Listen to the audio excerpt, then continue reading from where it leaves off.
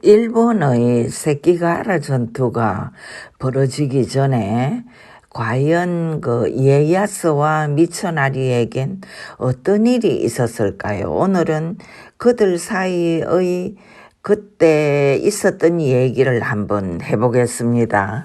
1598년 63세의 나이로 히데요시가 죽었을 때 일본 열도는 가까스로 얻었던 평화로운 분위기를 깨며 시끄럽기 시작했습니다. 조선에서의 무리한 전쟁, 곧 임진왜란으로 인해 삼천리 강산을 초토화가 되게 만들었지만 자신은 침략자가 되어 한국인으로부터 지금까지도 불구대천의 원수로 취급받고 있는 히데요시의 인생 역시 좋은 결실을 맺지는 못했습니다.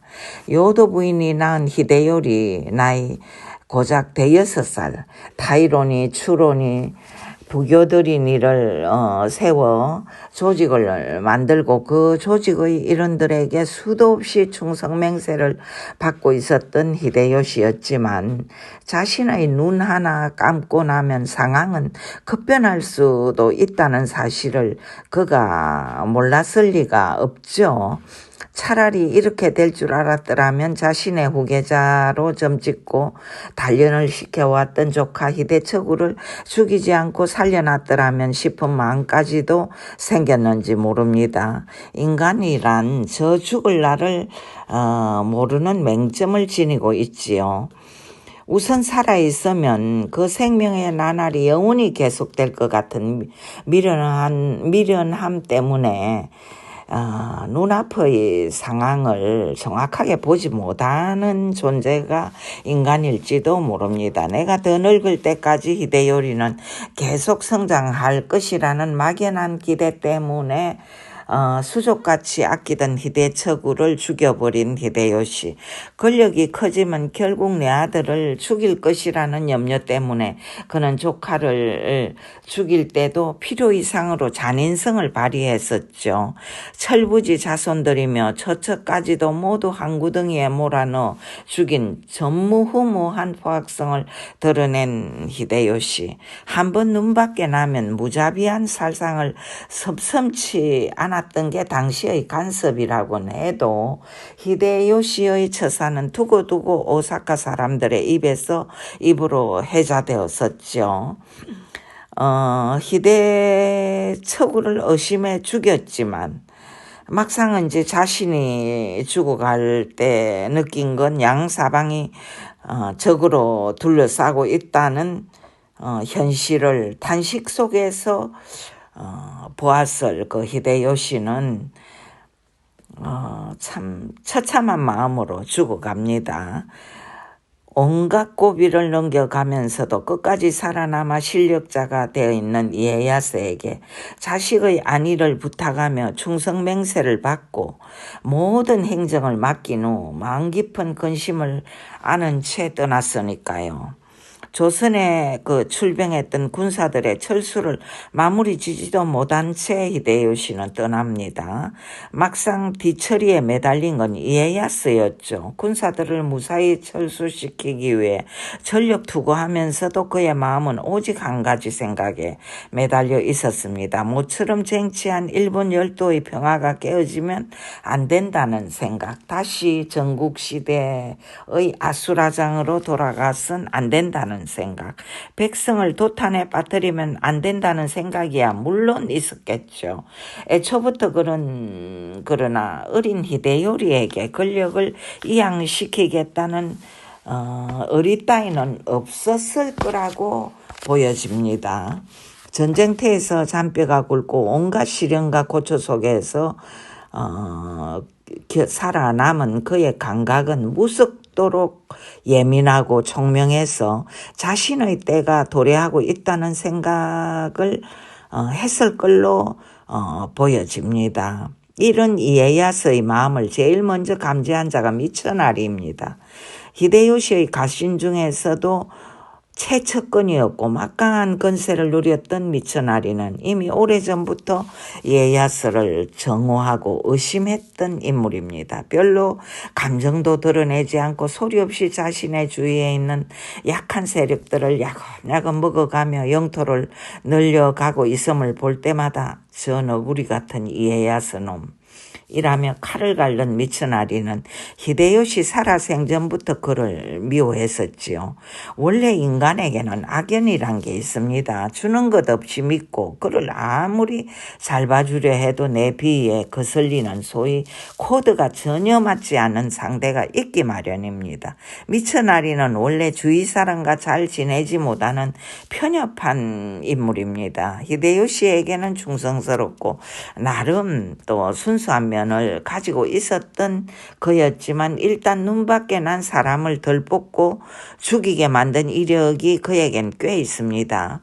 히데요시는 대범한 면이 있었던 인물이지만 미천아리의 농간에 이성적으로 대처한 인물은 아니었죠. 이에야스는 그러나 일단 미천아리와는 멀리 있었고 항폐한 간동 지방에서 피타 멀리고 개가 나는 동안 임진왜란이 일어나는 바람에 열외가 된 면이 있었습니다. 미천아리 역시 조선을 드나들며 그곳 장수들과 불화하는 바람에 미처 이에야스에게 눈을 돌릴 겨를조차 없었죠. 그렇게 세월이 흐르다가 히데요시가 죽어버리고 모든 행정의 수뇌부에 이에야스가 자리를 잡자 그제서야 미천아리는 충격을 받았을 것입니다. 그래서 뒤늦게 이에야스를 더욱 의심하고 정오하며 암살할 마음까지 가졌던 게 사실이지요. 물론 이에야스를 암살하고 싶은 마음은 미천아리만 가졌던 게 아닙니다. 당시의 내노라 하는 다이묘들은 히데요시가 장악한 무사들이 대부분이었죠. 그들은 누가 봐도 이에야스의 세력을 무시할 수는 없다는 사실을 알고 있었죠. 이에야스는 히데요시의 장례식을 미루고 조선에서의 절수를 착착 마무리하며 맡은 일을 완수하느라고 오사카의 한 저택에 와 있었는데요. 이때 온갖 유언비어가 돌았죠. 이에야스를 암살하기 위해 5 부교가 은밀히 움직이고 있다는 둥, 그 세력의 한가운데 미천아리가 있다는 둥.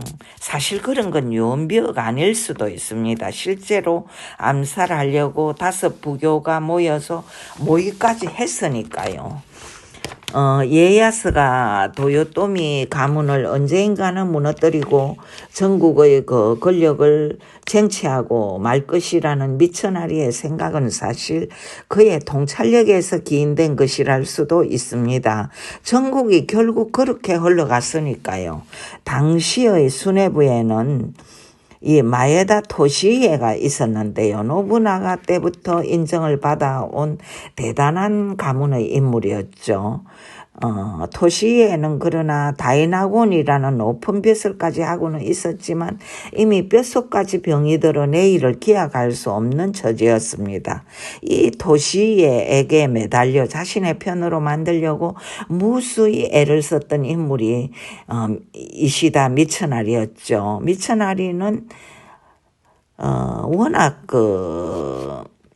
그 목인 이 토시히에와 손을 잡을 수 있다면 이에야스를 단숨에 깨트릴 수 있다고 믿고 그와 손을 잡기 위해 온갖 애를 다 썼지만 토시히에의 생각은 달랐습니다. 그는 앞을 내다보는 안목이 대단했을 뿐 아니라 매우 합리적인 사고를 했던 인물이죠. 병은 나날이 깊어가는데 자칫 이에야스의 눈밖에 나면 내가 죽은 후 내 마에다 가문은 흔적도 없이 사라질 수도 있다는 사실에 전율하는 토시히에. 그는 진심으로 히데요리를 걱정했지만 세상 이치는 그렇게 만만치 않다는 현실을 알고 있었지요. 그는 죽기 직전 결국 이에야스랑 손을 잡고 맙니다.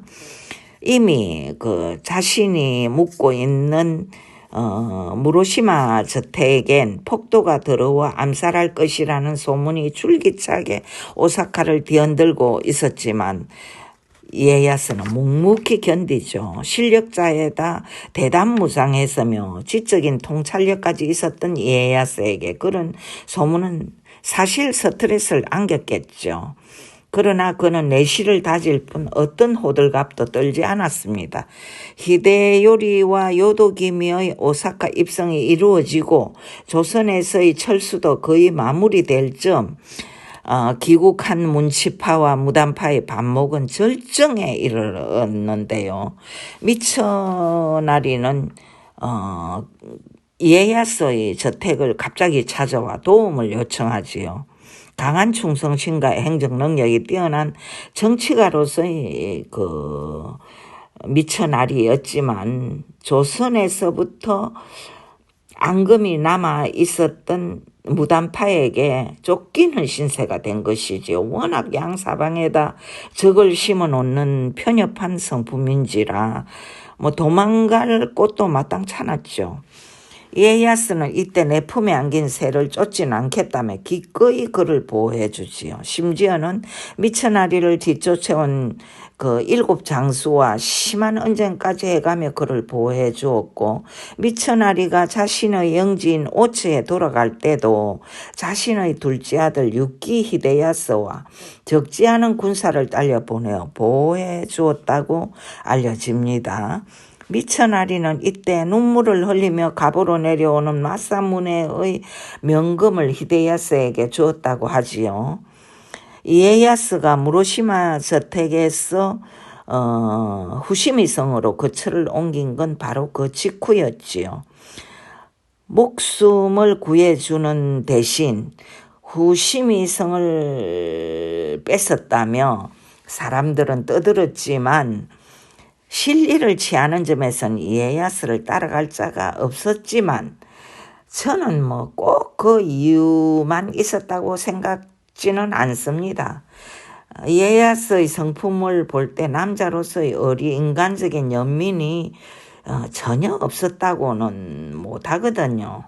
그래서 미처나리를 보호해 주었다고도 믿어집니다. 인간이란 그러나 얼마나 변덕스런 동물일까요? 눈물을 흘리며 고마워했던 미처나리는 그 후 오타니 요시초구 마시타 나가모리 안코쿠지 에케이 등을 모아놓고 이에야스를 톱을 하자고 또 강분을 하지요.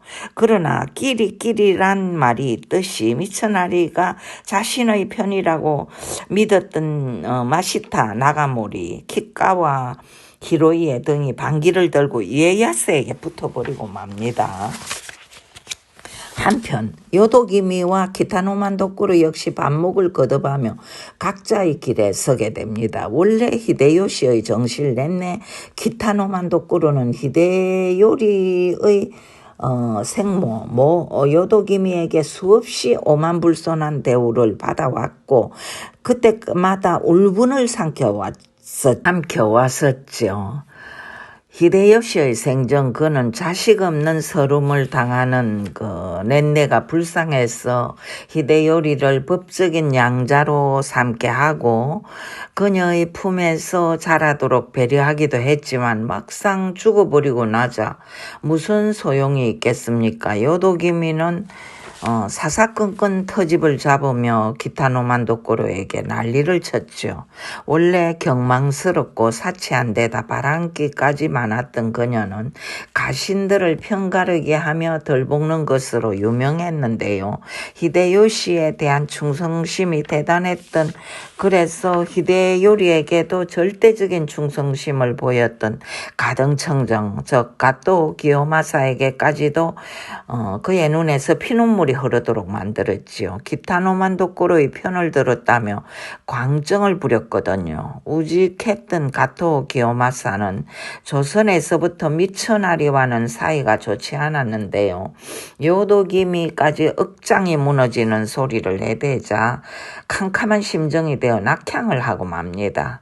요도와 키타노만도쿠르가 서로 반목하며 파벌을 만들게 되자 정치적이었던 넷내는 결국 코다이인이라는 법명을 사용하며 속세를 떠나 불문에 의지하겠다며 오사카의 서쪽성을 비우고 나가게 되지요. 이에야스는 이때 코다이인이 비운 오사카의 서쪽성으로 또 거처를 옮기고 사사건건 그녀를 편드는데요. 끝으로야 예의를 갖춘 사이였지만 사실상 내통을 하게 된 사이라고 할 수 있습니다. 넨네에게는 코바야카와 히데아키라는 친정 조카가 있었는데요. 나중에 세키가하라 전투가 벌어졌을 때 이에야스의 손을 들어줌으로써 도쿠가와 측의 1등 공신이 되고 맙니다. 따지고 보면 인간이란 끝보기와는 너무도 다른 내구조를 가진 존재가 아닐까 대망을 읽을 때마다 느낍니다. 영원한 내 편, 영원한 네 편이란 사실상 없는 거지요. 이에야스는 이 사실을 일찌감치 깨닫고 있었기 때문에 중간에 배신자가 나온다고 해서 크게 당황하거나 하지는 않았습니다. 모든 이들을 내 편으로 만들기 위해 늘 최선을 다할 뿐이었죠. 그래서 그는 조선에서 돌아오는 무장들 전쟁터에서 상처입고 반감이 가득한 모습으로 돌아오는 기요마사 아사노 요시나와 구로다 나가마사 고니시 유키나가 등 수많은 다이묘들을 따뜻하게 안아주려 했고 그런 그에게 감동한 무장들이 세키가하라 전투 때 편을 들어주었던 경우도 많았습니다. 고니시 유키나가 즉 소수행장 같은 무장은 미천아리의 편에 끝까지 서긴 했지만요. 세키가하라 전투의 시발점은 에치고에 군림하고 있던 가문 그 간동지방 한쪽입니다. 우에스기 켄신의 후계자 카게카츠의 반항으로 시작되었다고 함이 옳지 않을까 싶습니다. 카게카츠는 원래 켄신의 친아들이 아닌 양아들입니다. 켄신은 평생 결혼하지 않았으니까요. 용감무상하고 정기로웠다는 평가를 받는 그는 다케다 신겐을 능가하는 대단한 무장이었는데요. 절에서 오래 있었던 탓이었던지 사고하는 바가 좀 남달랐던 것으로 보입니다. 원래 사랑했던 여자와는 헤어졌고 전장에서 전장으로 옮겨 다니다가 병을 얻어 급사를 했죠. 그래서 조카 카게카츠가 후계자가 되었는데요. 이에야스가 신하를 시켜 편지를 보내자 카게카츠는 거친 반항심을 드러내지요. 이에야스가 오사카에 한번 들려줄 것을 요청하자 나는 내 영지를 돌보는 일만으로도 벅찬데 왜 이래라 저래라 하느냐. 혹시 오사카에 가게 되는 일이 있더라도 이에야스 밑에서 정무를 보지는 않겠다며 막말까지 막 해버리지요. 히데요시의 신임을 받아 그의 그늘에 있었던 카게카츠는 임진왜란 때 조선에까지 출병한 무장으로 알려지는데요. 자존심 강하고 도통 표정에 변화가 없는 아주 말이 없고 신중했던 인물이라 함부로 대할 수 없는 인물이기도 했지요. 그가 다스리는 에치고는 통일된 상태라 누가 함부로 건드릴 수도 없는 나라였고요. 이에야스는 단숨에 그를 무찌르지는 않았지만 아들 히데야스로 하여금 그를 감시하게 하고 자신은 자신대로 세키가하라의 포석을 까는 것으로 전쟁이 서서히 시작된 것으로 소설에 나옵니다. 호시탐탐 노리며 이에야스에게 칼을 갈고 있는 미천아리가 있었기 때문에 이에야스는 오사카를 함부로 비울 수도 없었죠. 그는 카게카츠니 하는 인물들에 의해 전투욕이 불타올랐다고 할 수도 있겠는데요. 아무튼 미천아리와 이에야스의 이 유명한 싸움이 본격적으로 시작됨으로써 세키가하라의 불꽃은 서서히 타오르기 시작합니다. 그 이전에 무슨 일이 있었는지 어떤 인물들이 어떻게 움직이며 세키가하라 전투의 밑그림을 그렸는지를 오늘 저는 얘기해 보았습니다.